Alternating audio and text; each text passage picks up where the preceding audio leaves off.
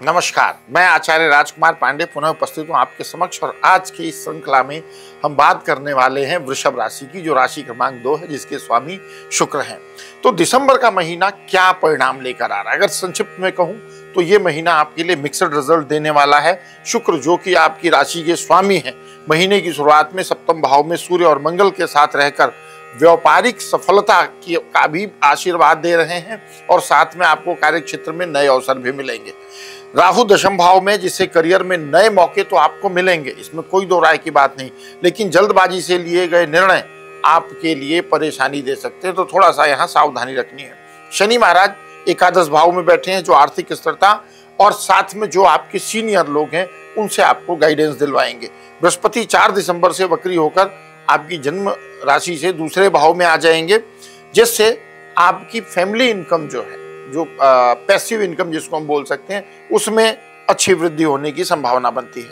महीने के उत्तरार्ध में शुक्र, सूर्य और मंगल अष्टम भाव में पहुंचेंगे, जिससे सेहत में और रिश्तों में दोनों में थोड़ी सी सावधानी आपको रखनी चाहिए।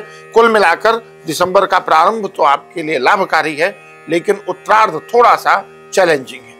तो ये तो था ग्रहों का समग्र प्रभाव आपके जीवन पर क्या पड़ रहा था। अब एक महत्वपूर्ण सूचना है, उसके पश्चात हम विस्तृत रूप से इस पर चर्चा करेंगे।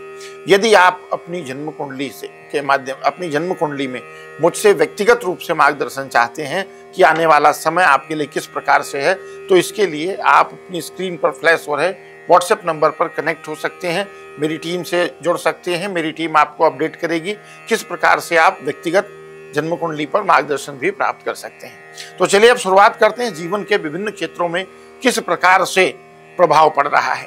तो सबसे पहले हम कहेंगे करियर और व्यवसाय को लेकर के। नौकरी पेशा जातकों के लिए महीना बिजी रहने वाला है, यानी व्यस्त रहने वाला है। राहु के प्रभाव से काम में जल्दबाजी ना करें, जैसा कि मैंने पहले भी कहा है, दशम भाव में राहु बैठे हैं।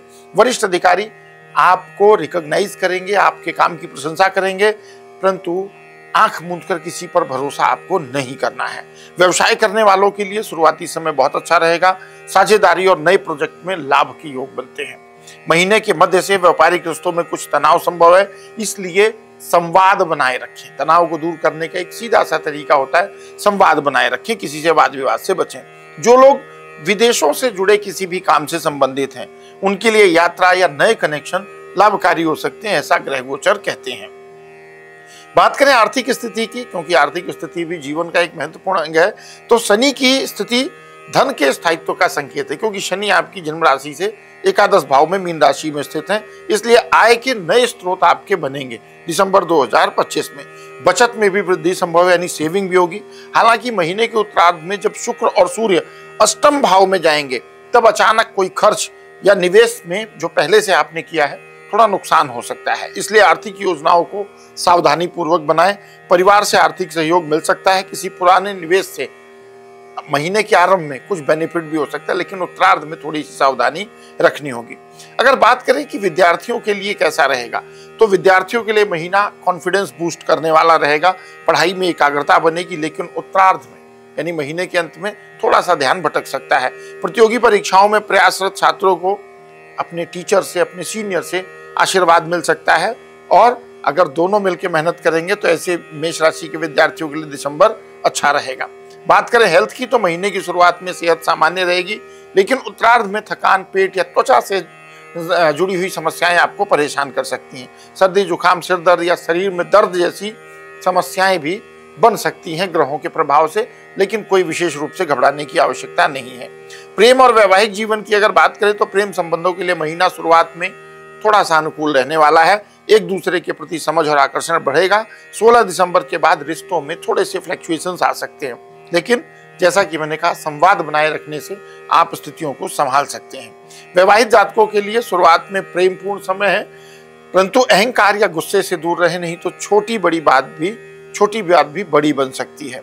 पारिवारिक जीवन की बात करें, तो घर का माहौल शुरू में सौहार्दपूर्ण रहेगा। माता पिता और भाई बहनों से भी आपको इस माह की शुरुआत में सहयोग प्राप्त होगा। 4 दिसंबर के बाद परिवार में कुछ आर्थिक मामलों पर चर्चा हो सकती है या चर्चा बढ़ सकती है, लेकिन उसका परिणाम आपके लिए पॉजिटिव रहने वाला, इसलिए उस चर्चा से भागने की आवश्यकता नहीं है। घरेलू कार्यों या धार्मिक आयोजन में भाग लेने से परिवार के सदस्यों के बीच सामंजस्य की वृद्धि होगी, इसलिए अगर प्लान कर सकते हैं तो कुछ धार्मिक कार्य आपको प्लान करने चाहिए।